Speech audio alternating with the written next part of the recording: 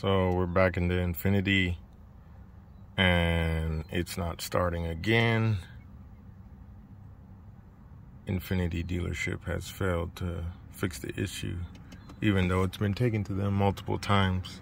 I've contacted their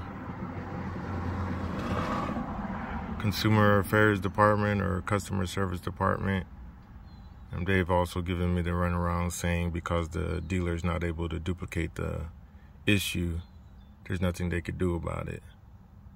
But I'm able to duplicate it.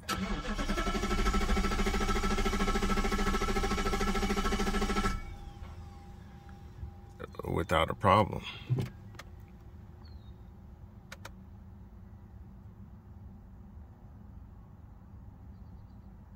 Give me some advice, folks. I don't know what to do anymore. It says 86, but it's way hotter than 86 right now.